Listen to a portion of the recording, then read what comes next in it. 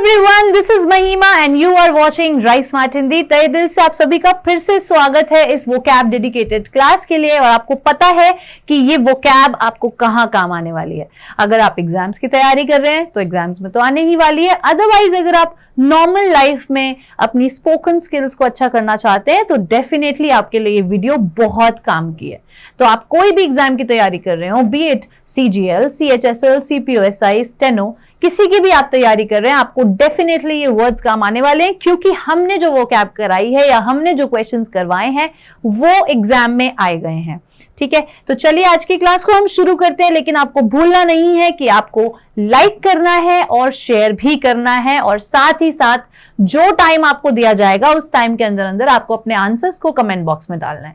ठीक है, सो are you ready? चलिए देखते हैं पहला क्वेश्चन क्या है हमारा आज का। और पहला क्वेश्चन आया है हमारे पास वन वर्ड सब्स्टिट्यूशंस का, और पहला आता है the first public speech delivered by a person. पहली ऐसी पब्लिक स्पीच जो एक इंसान ने डिलीवर करी है। ठीक है, तो उसको हम क्या कहते हैं?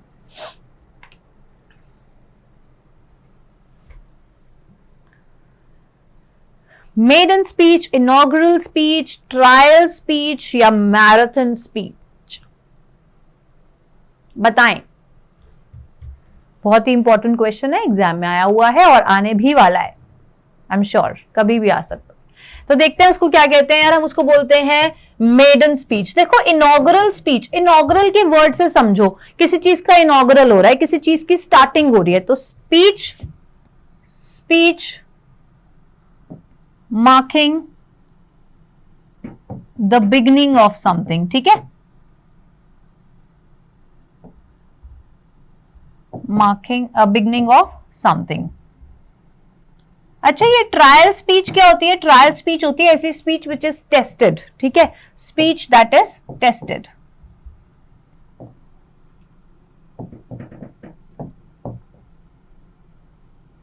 ठीक है जी। और ये मैराथन स्पीच क्या होती है? ऐसी स्पीच तो मैराथन में भागती है? बिल्कुल भी नहीं। मैराथन स्पीच होती है वो स्पीच जो कि जिसमें बहुत ज्यादा effort, that needs prolonged effort and attention. ठीक है, that needs speech that needs prolonged efforts and attention.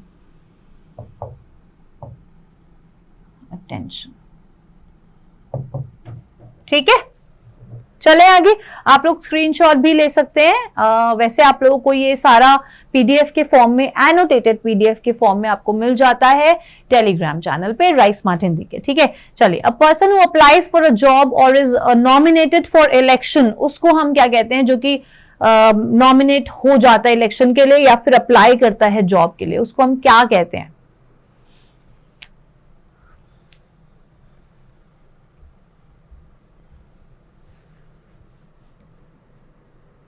Candidate, elect, volunteer या नॉमिनेटर? चलिए देखते हैं यार उसको क्या कहते हैं। हम बोलते हैं कैंडिडेट।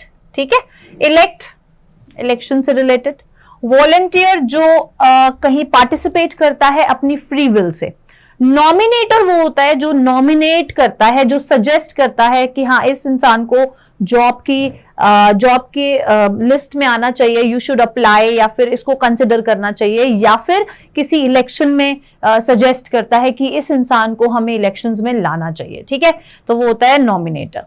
नेक्स्ट देखो, one who has obstinate and narrow religious views.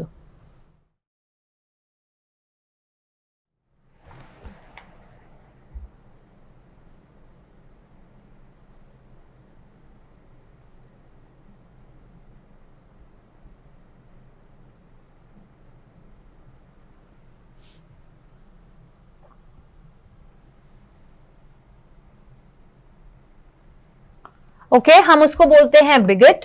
ठीक है, अच्छा, ये थियोसॉफिस्ट ऐसा इंसान होता है जिसका रिलीजियस फेथ होता है।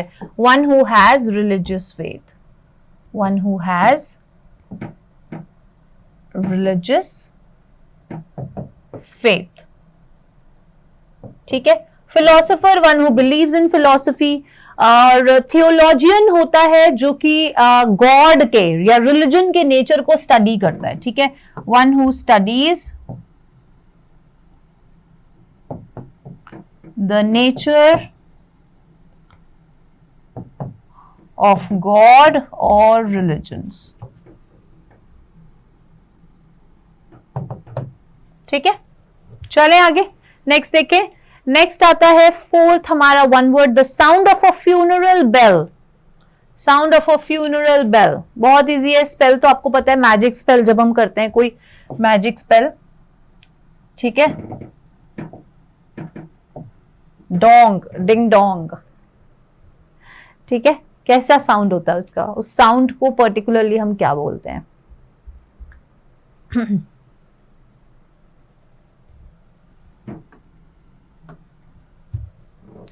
ओके, तो उसको हम बोलते हैं नल, ठीक है, इसको हम बोलते हैं नल, ठीक है जी। नेक्स्ट देखो, military waking signal sounded in the morning. Military में जो ट्रेनिंग के लिए जाते हैं या फिर जो जॉब वहां करते हैं, उनके लिए एक सुबह एक अलार्म बजता है, सिग्नल बजता है, उसको हम क्या बोलते हैं?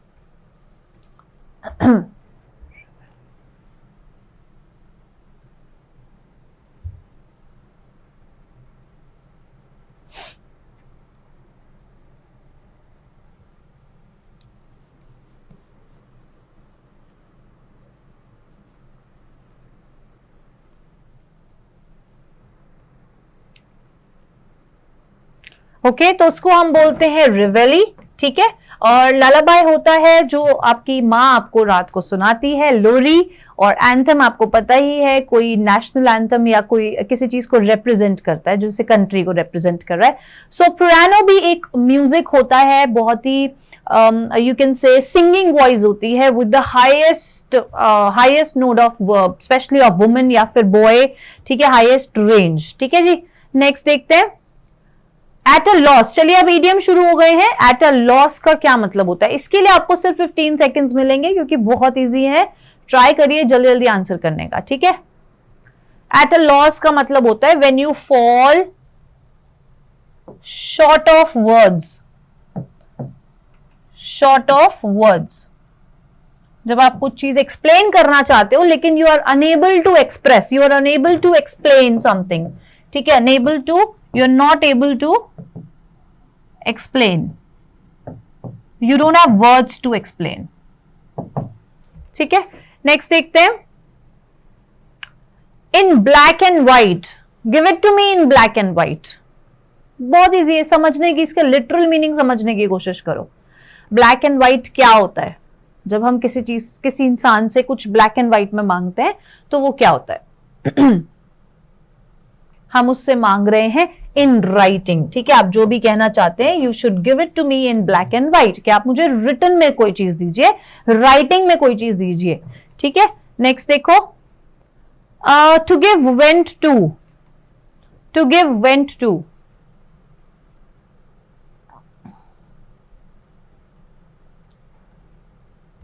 टू गिव वेंट टू,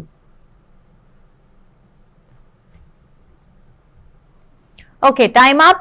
इसका अर्थ है कि जब आप फ्रीली एक्सप्रेस कर पाते हो, जब कोई आपके पास बाउंडेशन नहीं होती, या आप बहुत ही फ्रीली, बहुत ही आजादी के साथ आप अपनी बात कह पाते हो, ठीक है। चलिए नेक्स्ट देखते हैं, to get wind. To get wind, कोई ऐसी चीज जो अभी तक आपसे छुपी हुई थी लेकिन अब आपको वो पता चल गई, ठीक है, वो थी तो सीक्रेट लेकिन अब आपको पता चल गई, यू गॉट विंड, ठीक है, you got wind of something, ठीक है। तो इसका मतलब होता है you came to know, you come to know what is going on, ठीक है जी। नेक्स्ट देखते हैं, under the thumb of, beyond control of, under the nose of, active या under the control of। किसी के थंब के नीचे रहना, थंब क्या होगा? कंट्रोल, किसी के अंडर कंट्रोल रहना या अंडर द इन्फ्लुएंस ऑफ, ठीक है, under the influence of,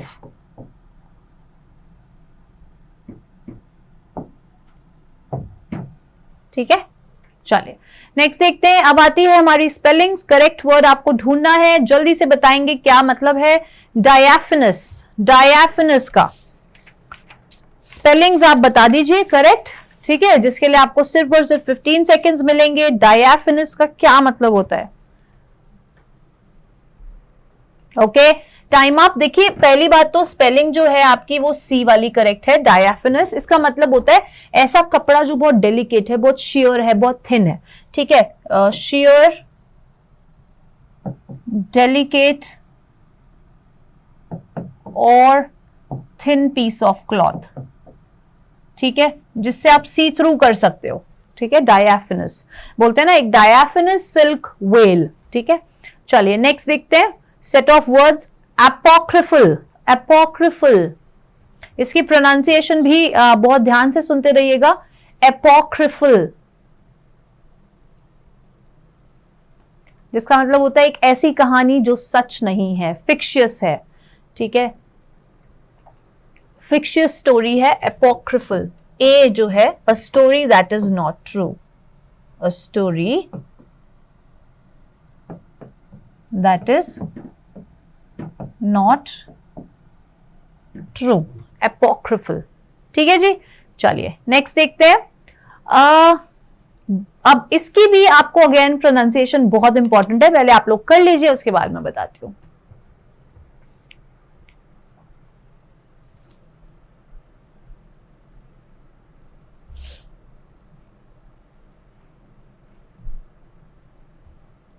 okay time up. देखते हैं, देखो इसकी जो करेक्ट प्रोनाउंसिएशन है वो है किया रोस्क्विरिस्ट, किया रोस्क्विरिस्ट, ठीक है। ये हम बोलते हैं एक ऐसे पेंटर को जो कि शेड यूज करता है, बेसिकली शेड, या फिर हम बोल सकते हैं लाइट को इस्तेमाल करता है, किसी लाइट को या शेड को, जैसे कि a painter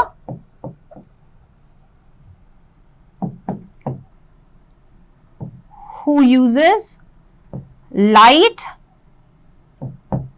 and shade instead of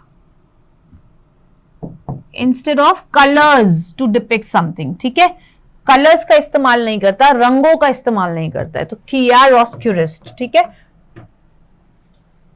okay next देखें। नेक्स्ट सेट ऑफ वर्ड्स आते हैं हमारे orthopaedic. Orthopaedic doctor of bones, जो हड्डियों का डॉक्टर होता है उसको हम बोलते हैं ऑर्थोपेडिक।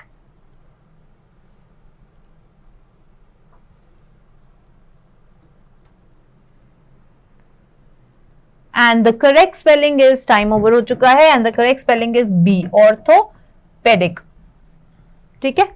आपको लगेगा ऐसा कि यहां पे पीई आना चाहिए, लेकिन यहां पे PAE आना चाहिए, पेडिक।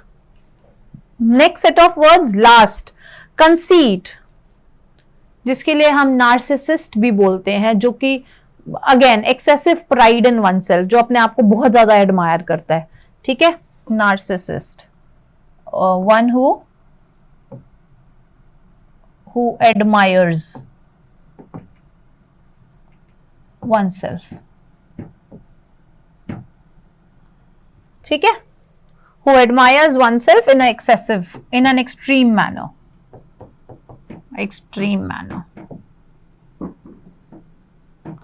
conceit, ठीक है जी। तो ये थे आज के हमारे 15 क्वेश्चंस, जहां पे हमने 5 वन वर्ड किए, 5 इडियम्स करे और 5 क्या करे हैं, स्पेलिंग्स करे, ठीक है। तो आज के लिए बस इतना ही, लेकिन आपको ये भूलना नहीं है कि आपको इस सेशन को लाइक करना है और शेयर भी करना है, क्योंकि ये वर्ड्स, ये इडियम्स, ये वन वर्ड्स आपके बहुत काम आने वाले हैं, क्योंकि जब तक आप इनको पढ़ोगे नहीं, जब तक आप इनको प्रैक्टिस में नहीं लेकर आओगे, तब तक आपको रिटेन करने में प्रॉब्लम आएगी ही आएगी। ऐसे चीजों को सीखिए कि वो आप डेली उसको अपने कन्वर्सेशन में लेकर आइए, ठीक है। देखो इंग्लिश का ना एक बहुत ही बड़ा एडवांटेज है कि हम जो सीखते हैं ना वो हम ट्राई कर सकते हैं अपनी रेगुलर लाइफ में, रेगुलर कॉन्वर्सेशन में। उससे क्या होता है कि अगर हम जैसे मैथ सीख रहे हैं तो हम थोड़ी बोलेंगे a² + b², बात करते करते ऐसे नहीं बोल सकते। वो हम कब कर सकते हैं, जब हम प्रैक्टिस कर रहे हैं, कोई मॉक टेस्ट लगा रहे हैं या फिर सिर्फ मैथ्स की प्रैक्टिस कर रहे हैं तो हम कर सकते हैं, या हम अकेले किसी से सीख रहे हैं या सिखा रहे हैं तब आप प्रैक्टिस कर सकते हो, है ना। लेकिन इंग्लिश आप रेगुलर और बहुत ही नेचुरल वे में आप इसको प्रैक्टिस कर सकते हो। ठीक है, तो आज के लिए बस इतना ही, कल मिलते हैं, तब तक आप लोग खुश रहिए, मुस्कुराते रहिए। Good night, take care, bye bye.